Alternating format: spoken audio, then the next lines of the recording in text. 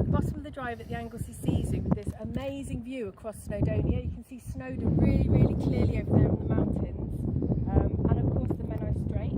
At the moment the tide's fairly low, it's on its way out. We've got the old Tanner Royal jetty near the end of Carnarvon, a very clear view to Carnarvon Castle.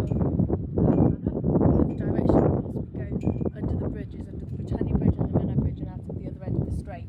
So because of the location we have here, this incredible location and this incredible scenery, this is how we're able to function the way we do at the Anglesey Sea Zoo. It's what makes us completely unique. The Menai Strait alone is very, very unique. So this very, very long body of sea, when the water flows through it, it flows through at incredibly high volume, very, very quickly, which means obviously it's very clean water, it's a very regular supply of water, and we actually pump all our water for the aquarium straight from the Menai Strait. And I'm just going to have a quick look at some of the behind the scenes stuff associated with that while I'm chatting, because a lot of people drive past this and visitors and they have absolutely no idea about all this kit that's involved. So the Menai Strait here, obviously the wall is here up alongside the road. Twice a day at high tide, the tide comes right up to the wall to varying degrees, obviously over the wall, sometimes onto the road in the winter, and we pump directly from the sea.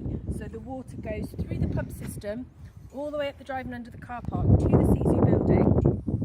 From there it works almost entirely by gravity. We obviously do have pumps that pump it through and filtration systems and that kind of thing, but it goes through a header tank at the top and it goes through all our different tanks, which are basically, it's a flow through system, a natural system. Then when the water comes out as wastewater, if you like, it mixes with our little stream that goes down the side of the car park and it actually comes out here. So the water that comes out here is mostly from the stream at the very, very top end from Bathtrife Marsh, joined with a little bit of our seawater, which goes back out into the sea. Fantastic, because it means it's a really clean system, it's a really natural system. So all our animals get natural seawater, they get the seasonality, so the temperature changes, they get plankton blooms and things like that. And this is what makes it so completely unique for our animals. It's like an extension of being in the wild, out in the sea, around the Welsh coast. Fantastic for our breeding programs, because that means that we have animals that are really happy, really comfortable and breeding of their own accord in the tanks. It does mean though that in the summer, when the temperatures go up a little bit and they increase a little bit, going through those pumps things by about 2 degrees, that we have to chill. So we have 2 very, very large chillers in the roof which chill the water from about April to about September, just to make sure that our animals, particularly the invertebrates, are kept nice and cool, things like our octopus and cuttlefish. So there we go. Apart from the chillers and a few little heaters in some of the tanks in the winter, we have a completely natural system, and we are really, really unique in that respect. There are only a handful of aquariums in the whole world that have anything like this, with a completely natural seawater supply to the aquariums, to all the exhibits. So that is definitely a huge unique factor, and it's what allows us to do what we do with stock rotation and with our breeding programs of re-releasing animals and rearing them in a very, very natural environment. So this is our pipe. You can see it's really pretty impressive. It's pumped from under the seabed, somewhere almost in the middle of the strait. So it's a nice fast flowing place where it gets pumped in on the inlet. You can't actually see it from here because the tide's a little bit high for that. But that means that once we've got tide within 2 or 3 hours of being high, potentially it gives us 5 or 6 hours every high tide that we can pump, and we can pump an hour to either side of that. So the inlet is directly from the strait, nice and high up, so that we don't get too much sediment and stuff, even when it's quite stormy weather. And we pump that through, and we don't really have any main filters or anything on this pump. So the water gets sucked through this big, big pipe here.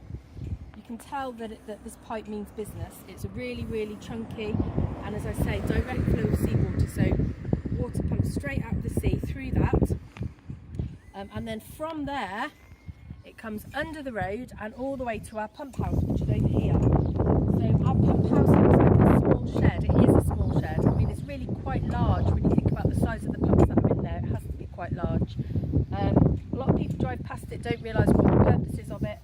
This is where our 2 pumps are housed. Now we have 2 large pumps in there. They're each worth about £5,000–6,000, and obviously they're pumping consistently every day all year round, so they need to be well maintained. We'll go in and have a quick look in there. They're not actually on at the moment, it's extremely loud when they're on. But these pumps, we basically swap the pumps over, so they're on a timer. We can put the pump on and ensure then that it switches off when it's been pumping for 2 or 3 hours and filled our reservoir up at the top, and it's from the reservoir where we then have a constant feed of this nice fresh water from the sea through our tanks.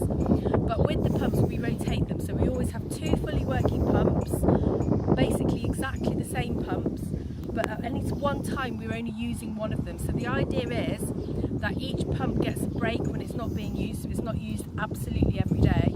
And it also means, of course, that if we have a breakdown with one of them, we do have a backup, and that's absolutely essential, because without these pumps working, we don't have the seawater supply that we need for our animals. We have literally 2 or 3 days worth of seawater supply in our reservoir, and then we would be really, really stuck. So just have a look in there. You can see the pipe coming out as well. So once the pumps have done their work, this is where the water's pumped back out. Again, there's no filtration or anything on this really. There's a kind of very, very basic mesh to make sure that chunks of seaweed don't come through. So this gets pumped then from here, and it goes all the way up our drive, under our car park, and up to the reservoir at the rear of the Sea Zoo building. And from there it still had this very, very basic filtration. So we do actually get a lot of animals growing in our reservoir. We have plankton that comes in, we have like small fish, crabs, all kinds of other animals that get pumped in from the sea and live very, very happily in the reservoir. Every now and then we fish them out and use them as exhibits. But it just shows what a nice natural environment it is for them. And obviously they get the fresh water supply coming in there at least once a day from when we pump. So we'll just have a quick look now in the pump house, and have a look at those 2 pumps lined up in here, just to give an idea of the scale of the pumps that we've got. And it takes about half an hour or so to prime these pumps, so you can't just flick a switch and put them on. They have to be gently primed with fresh water, and then the fresh water goes off, and then you can leave the pump pumping. As I say, it would be far too loud when these are on. It would be far too loud to try and do any recording, because it's an incredibly loud, I mean you can hear it from the road when they're on pumping. But this just gives you an idea of the scale of the pipes and the size of the pipes, and the amount of equipment really that's involved in this very, very bespoke, very unique product that we have here at the Sea Zoo using natural seawater.